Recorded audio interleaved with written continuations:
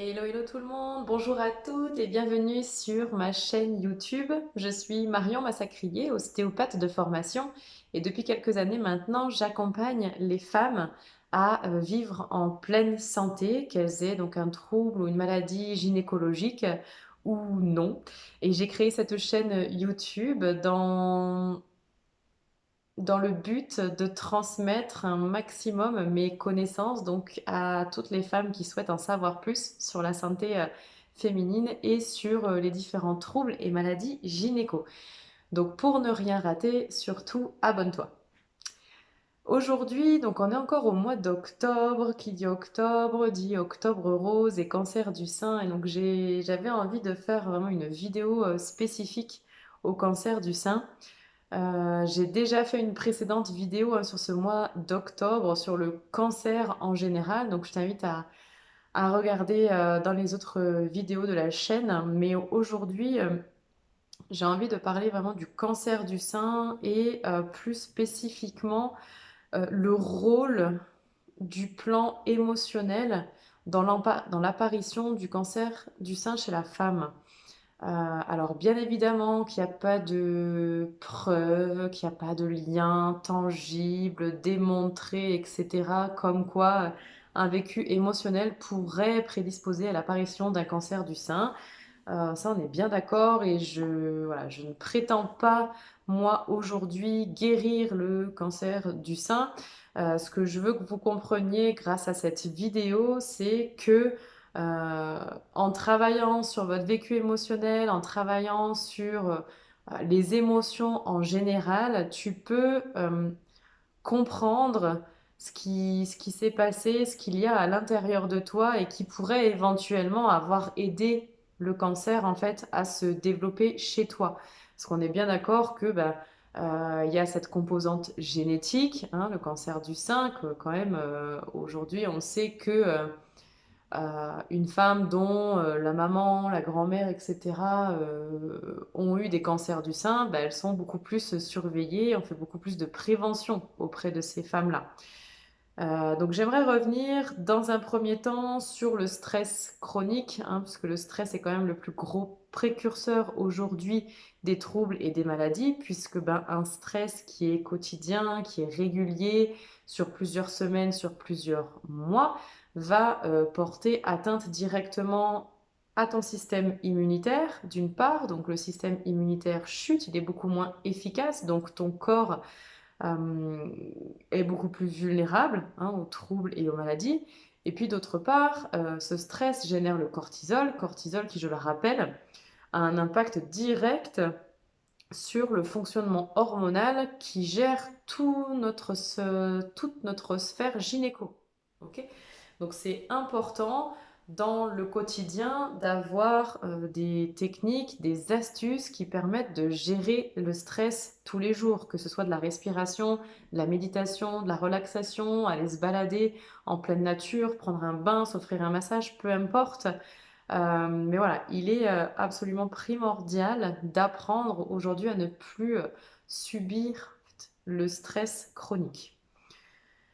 Sur un plan plus symbolique, le sein, en général, est associé bien évidemment à la féminité, mais il est associé surtout à la maternité et aussi à l'affection, ok, au lien affectif qui peut y avoir entre une personne et une autre. Euh, ce qui veut dire que si dans ton rôle de maman, tu as rencontré des difficultés, si au contraire, tu as toujours voulu être maman et tu ne l'as pas été, si en termes de nourriture affective, de lien affectif avec les personnes de ton entourage, c'est compliqué, ou même si tu te retrouves à perdre hein, quelqu'un de proche et donc à perdre cette nourriture, ce lien affectif, eh ben, on peut penser que ton corps va garder ça à l'intérieur de lui et sera plus prédisposé à déclencher un trouble fonctionnel, voire même une maladie au niveau du sein.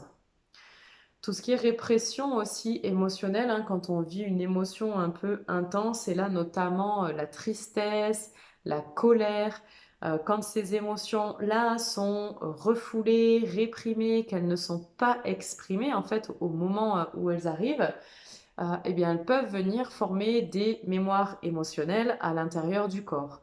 Et selon l'état de faiblesse générale, eh bien, on va retrouver plus facilement un trouble gynécologique, une maladie des intestins ou autre chose. Ok.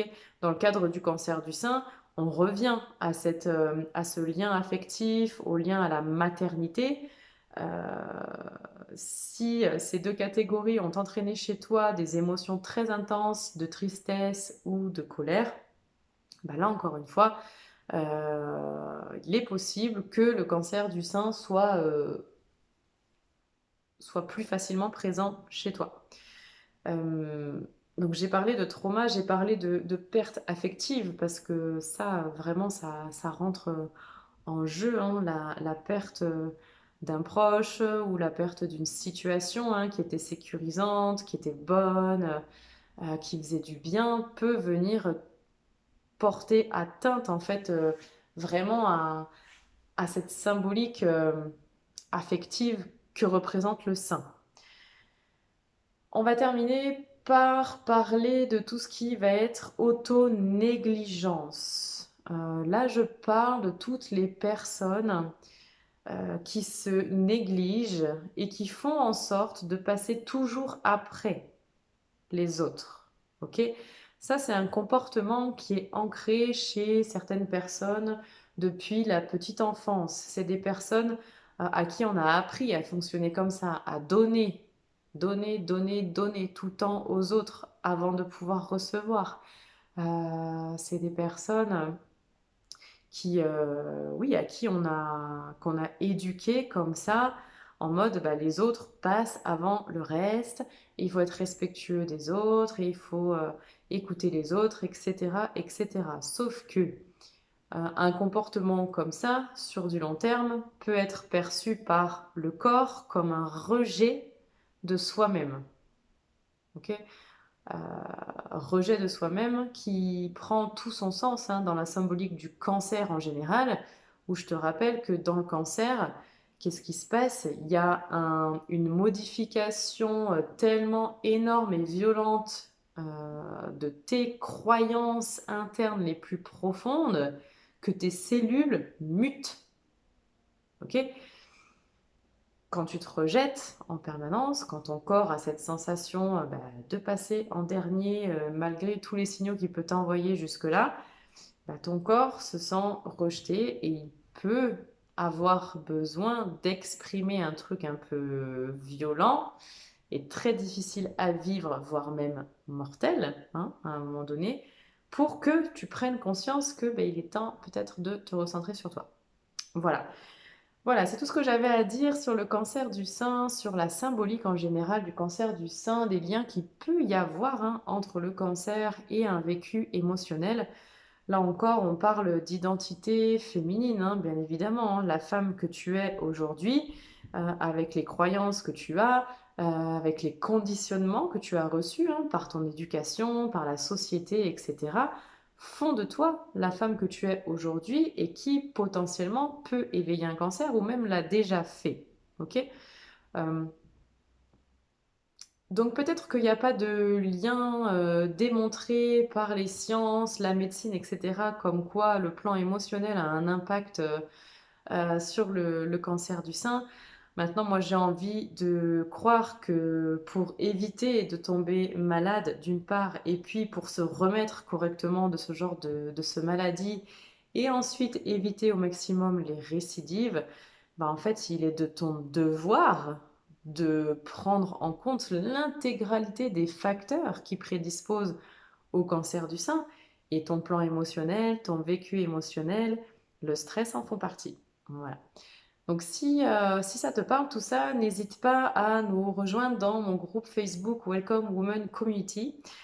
C'est un groupe de femmes dans lequel je partage énormément d'informations, de connaissances, et puis je partage aussi des expériences gratuites, des astuces, des conseils justement pour être dans la santé. J'ai d'ailleurs créé récemment une formation en ligne complète sur la santé féminine, sur comment être en pleine santé en reconnectant simplement à ton cycle menstruel. Cette formation, elle sort aujourd'hui, vendredi 25 octobre. Et bah, je te mets le lien de la description de cette formation dans le descriptif de la vidéo. Et puis en attendant, je te fais plein de bisous. Ciao!